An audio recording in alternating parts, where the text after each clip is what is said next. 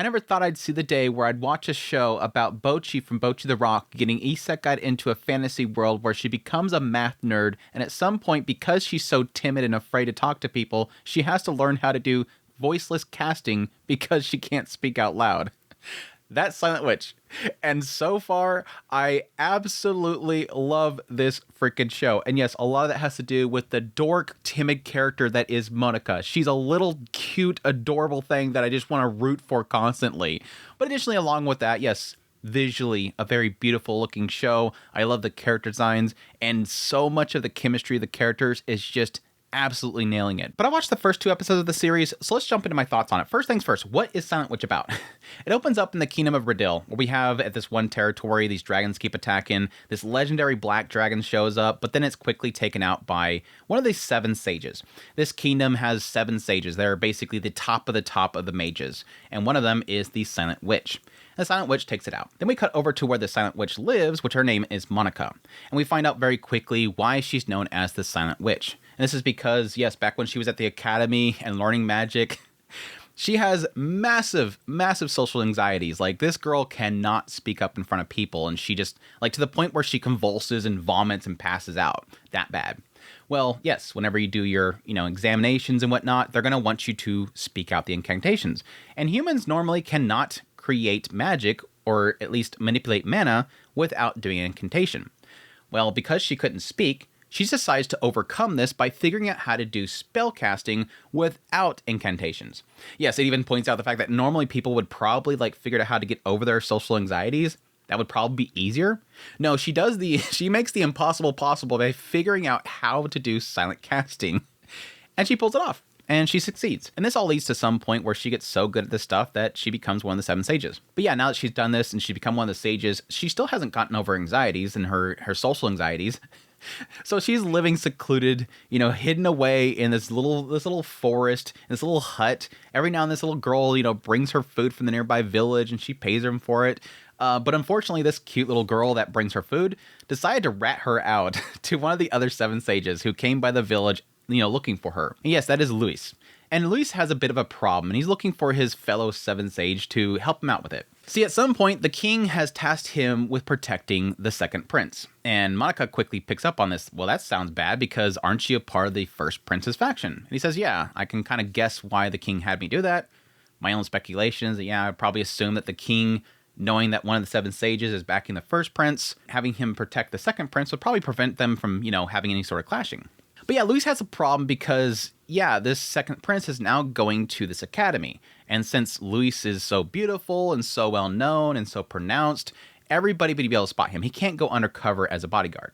So he wants Monica, who's pretty much always keeping her hood down, always looking at the ground. Nobody knows what she looks like. She's this cute little girl. No one would suspect who she actually is. He wants her to go to the academy undercover and protect the second prince. Yeah, this is, of course, something that Monica doesn't want to do because, again, she just is terrified of people and being around other people, especially not like a crowded school. She had it was hell when she was at the academy before.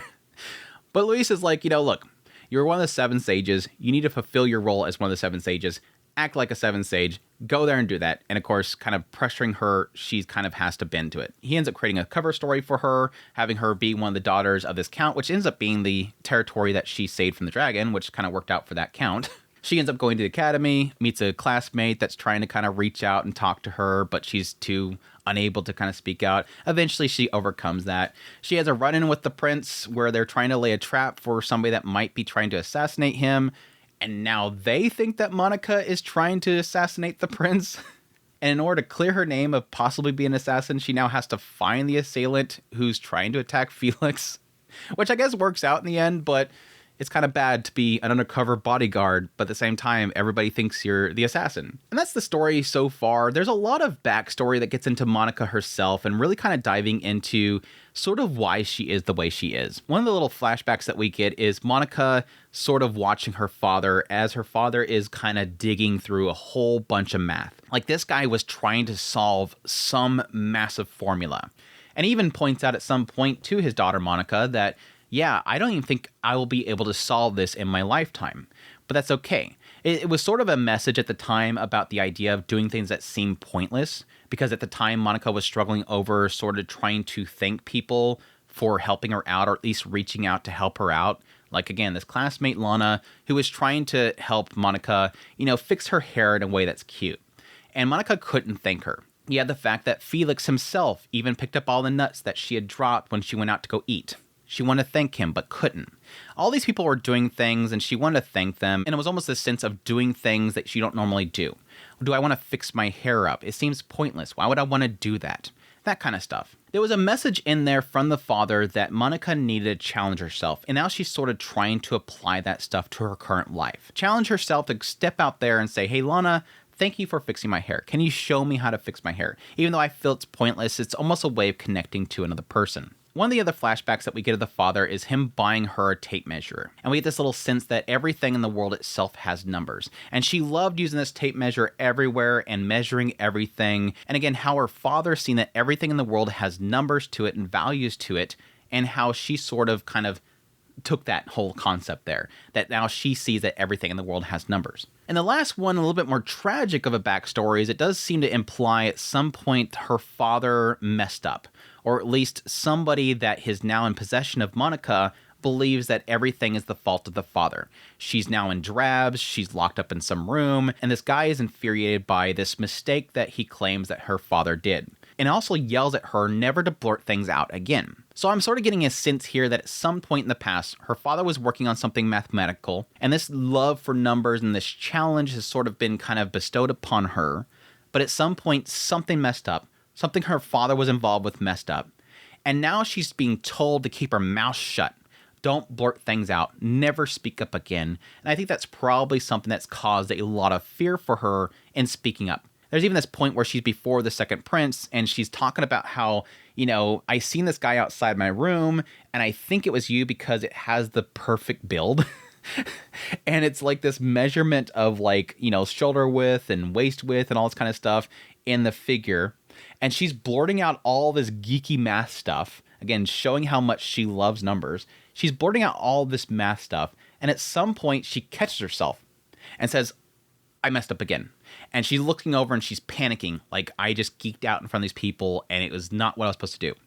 I think there is an element there where at some point in the past, after things fell down for her father, she spoke up, she got reprimanded for it, thrown in some sort of room, locked up in there and abused, and now she's afraid of speaking up again. She doesn't want to blurt out some numbers that possibly was defending her father, and that infuriated this other guy that thinks it's the father's fault. It's all kind of painting a picture as to why this girl loves math, finds value in numbers, finds numbers in everything, and again is terrified of speaking out, talking.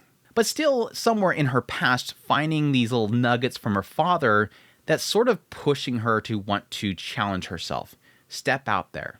But anyways, I'm starting to get into my thoughts on the show already before I even get to this point. But yeah, that's the story so far, and I am absolutely loving it. First things first, let's get this out of the way. Visually, I love the show. I think a lot of that has to do with it's got a great style to it, the visual shots, the perspectives. A lot of it has to do with how they sort of portray Monica when she's trying to struggle over a situation, gasping, panicking, all that kind of stuff. They just do such a great job of animating her and making her just the most cutest, lovable thing that is full of just absolute terror of everything that comes before her. The way that they portray some of the scenes just do so well of capturing her personality while at the same time sort of showing that fear that she sees in something. A good example. When Luis first shows up at her house, you have this moment where the girl's like, yeah, I told somebody where you were at. They're looking for you. They sound like they're like a coworker of yours. And all of a sudden it's like, pause. And they start shaking the bag of money in her hand. The door opens up. Luis is right there. And she just immediately slaps the door on him. And he's trying to push the door open. And she's just panicking. The close up of her face as she kind of does that little gasp. I love it. I love all the perspective shots that kind of show sort of how looming people are to her and how cowarding she is. Like everything seems like this giant threat to her. And the way they always kind of show those angles going down at her or up from her, it perfectly encapsulates all these scenes. Yeah, some of the actual like scenes where there's action to be had, like with the whole fight with the black dragon and all the other dragons, was really, really cool. Seeing her in action with her magic, which is a lot of the stuff that we've seen from the PV. is beautiful. Again, all the character designs are fantastic. I love all of them, but I think a lot of my love so far is just around how they're portraying Monika's character. Yeah, like I joked about at the very beginning, she's basically Bocchi. She is such a Bocchi character, and they absolutely nail that. I just find her so adorable. That aside, though, the story itself, I think a lot of this is technically riding on Monika's character, because nothing so far outside of her is really grabbing me. I think there's a couple characters here and there that are really doing well. I think Luis's character is fantastic. I think he's just he's a charming and full of himself character. Like, I find him charming, but at the same time, he is so narcissistic, it's not funny. I love how he plays off with Monika. It's just so freaking well. Like, again, the very first scene that he comes in and he's trying to push the door open as she's trying to keep it closed. And she's like stuttering all the time. And he's like, my name is not please don't call me a nickname like Luis. Later on when he's like, I want you to do this whole thing undercover. She's like, demo. And he's like, demo. Like, every time she stutters, he has to point it out and just like claim that it's not a word or whatever, or don't say that. That doesn't make any sense to say it that way. Like, the way that he plays off of her is just pure gold, which kind of sucks that now that she's in the academy because he's not around her anymore. But he's always looming in the background because she's always terrified that if she fails, he's going to track her down. And she's terrified of him. She says that she's seen the calluses on his knuckles when he took his glove off. Like, she's afraid this dude's going to beat the crap out of her. His chemistry with his maid, too, which is like some spirit as well, is really great because, like, she'll point out how he's narcissistic and he'll be like, opinionated maids don't get paid or something like that. Or when they're going back to his house and they're flying through the air with this spirit kind of guiding them, she says, I recommend a very, like, dynamic landing or something like that. He's like, please don't. Luis is great. I think they're doing so well with his character. Lana, who was her classmate, was great as well. They're playing her out as sort of very similar to Monika, whereas Monika is somebody from the outside who's very timid and secluded, being brought into this prestigious school. Lana is similar to her in the idea that she's somebody who was from a poor family who gained their nobility or their title through riches. They're not nobility by blood. They're not in their status and title by blood or a family line. They're actually brought in because they achieve something. And this is often, with a lot of stories and nobilities, often seen as less. Like, oh, you gain that title. You're actually a commoner, but now you have this kind of thing. And so she is an outsider kind of coming in there, which kind of explains why she kind of gravitated towards Monika. But I think they can sort of find a commonality there. Whereas Lana feels like she's out of her comfort zone. She doesn't know what to talk about with people that are in that school. She feels comfortable with Monika. And then you start blurting out a bunch of things about style and whatnot. Oh, my stories are usually boring. Monika is able to kind of find a commonality there. Yeah, I usually sit there and just kind of blab about math. And so they have a commonality there. So very cute little combination between the two of them so far. I liked Isabel. She's the ringlets character who is the Count's daughter, who really appreciates Monika, really respects her. But she has to act like the villainous character. So she got the whole thing. You're such a lowly commoner thing. And then later on, because Monika doesn't want to get stuck with somebody else in a room because she's nervous about it, Isabel has to like play out something that, this dirty person, give her a stall or an etiquette or something like that. She's a kick. The only character that I'm not really connected to so far, and it's probably because we haven't seen too much of him, is Felix. And he's the dashing, beautiful prince boy. They imply that it seems like he does know that people are after his life. But it also implies that he's sort of covering something up, and that's the question mark there. Luis at some point gave Felix a pendant, and the pendant was supposed to both monitor him and protect him. And at some point ended up broken. And that's why Luis ended up having to employ Monika, because he wasn't able to protect Felix. I'm assuming Felix knew that it was spying on him, and he doesn't trust Luis because Luis is part of the First Prince's party or faction. And so I'm assuming Felix, knowing that, probably broke it. But it kind of gave a little feel there where Felix was working in a way that was against Luis. And so hopefully that's the only thing there. And he's not doing something devious. He is sneaking out at night. He's looking for something. And how that can apply to Monika and her working with him, that's the question mark. The only thing that kind of bothers me a little bit is that following them sort of claiming that Monika was possibly an assassin, they figure out very quickly that, no, this is just some little squirrel that just found her way to that garden when he was out there to trap somebody. that she's not actually a skilled assassin. She even geeks out over his build, seeing that he snuck out at night. So like, well, if she's seen me out there at night and she didn't attack me, she can't be an assassin. So they've established through what she's kind of blurted out about his body type and that she spotted him, that she can't be an assassin. But then in the end, they sort of kind of hoist upon her that she should clear her name by finding the actual assailant. And Felix just goes along with it. We've already established before this that she's super timid and she's super scared and she's a little squirrel and she has nothing to do with this, but we're going to make her find somebody that's trying to kill the second prince. Yeah, let's have this little girl find this person. The only thing I can think of that would answer that is that Felix knew that she silent casted and got rid of that pot. That's the only thing I can think of, that he knows Monica. It could be that maybe possibly at some point in the past, he bumped into her and knows that it's the Silent Witch. That's the only thing I can think of. And he just started kind of dragging her into it, knowing that she's perfectly capable. That's all I can think of. And that would explain probably why he quickly jumped in there to stop them from claiming that she was an assassin, is that he knows that it's the Silent Witch. No, she's not here to kill me. We'll see. But yeah, the characters are so far excellent. Again, they're doing really well with the chemistry, the comedy that's mixed in there. Yes, a lot of the comedy is kind of centered around Monica being an absolute little kind of anxiety ball, but it's super cute seeing her react to people and get flustered and kind of run away from the situation. But like I said at the very beginning, there's also this sense of like wanting to root her on. Like you just want to cheer her on. You could do it, girl. I love to kind of get a little bit sense into her past and everything and why she, is so timid, that she has this fascination with mathematics. I'm assuming the mathematics will come into play with how she mastered silent casting.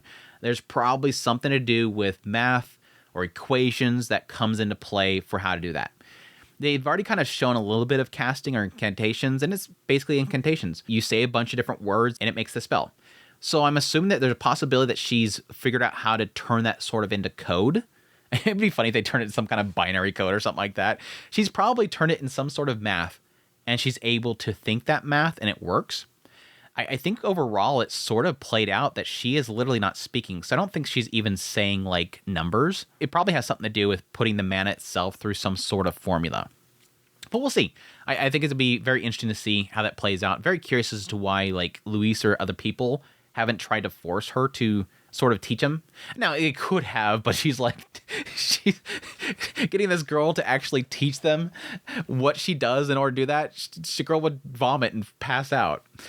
But anyways, like overall, I think all this stuff is really working out really well. I'm absolutely loving it so far, and I cannot wait for more. I don't know if this will be a show that I want to cover on a weekly basis since Friday is so freaking packed, but I might. I think this could possibly turn out to be my other Friday show that I can cover. But that's my thoughts. Let me know what your thoughts. Let me know in the comments down below. Is this a show that you'd want me to cover on a weekly basis? Are you checking it out? Are you planning on checking it out? Did my thoughts on it have you kind of pushed towards checking it out? I appreciate you guys' support. I appreciate you guys checking out this video. Hope you guys enjoyed it as always. If you did, hit the like button before you leave. If you want to support this content, become a member of the channel. But until next time, y'all take care.